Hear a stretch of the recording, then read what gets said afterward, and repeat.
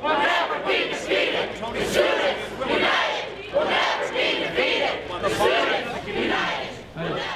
Hi, President Austin, members of the Board of Regents. I'm John Board, University Senator at Western Connecticut State University. I'm also an Eagle Scout. First of all, how many of you were appointed by the governor? Just quick raise of hands. All right, so that's about nine of you. So that's a majority of the board. Ed Koch died a few months ago. Former mayor of New York City, great mayor. He asked the timeless question, how am I doing?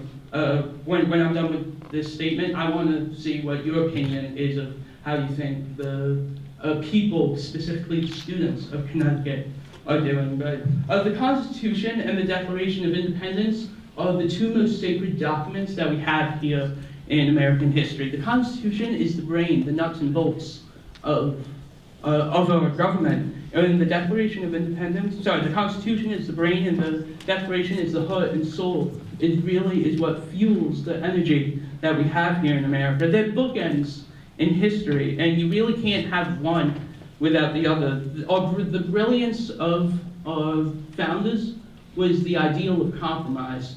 The idea that one party can sit on one end and another party can be on another end, yet they find middle ground. Like I said outside, I'm happy to sit down with each and every one of you, to sit down with the governor, and sure we definitely have differences on this specific issue, but I think we can find common ground on other issues. This movement that is here today is not one of opposition, but one of accountability and fairness, and we believe that each of the schools have their own individual asset, and those assets should be used to strengthen our state. So today we're just here to hold you guys accountable, and with that I would just like you guys to respond to that timeless question. How do you think the students of Connecticut are doing? Thank you.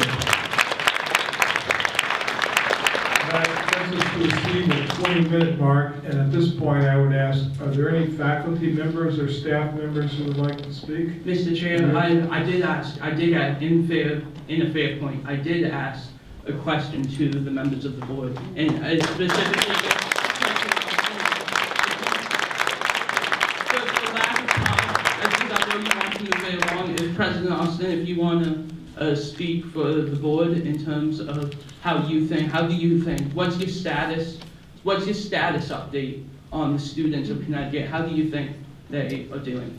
Let me explain something that's perhaps not clear. This is an opportunity for students, faculty, and staff to share ideas with as much as student advisory did. It's not an opportunity for a dialogue. We want to give 20 minutes for those who wish to share information with us, and if we stop to engage in the dialogue, that time would be gone. I'm not asking for each individual member to speak. I'm just asking for a common, unified response to what we've done here today, to voice our opposition. That's all I'm asking for. If you can't explain that, then how are we supposed to have a future dialogue with you down the road, and how are we supposed to hold you accountable? Is That's there faculty here or staff that would like to address the board? I would like to address the board, but I'd rather give my time to a student.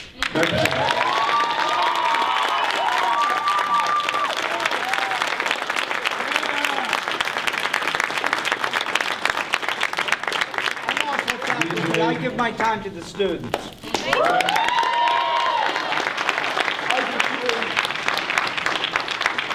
DJ, thank you very much for that gesture. I appreciate it. We'll reset the clock for another 20 minutes.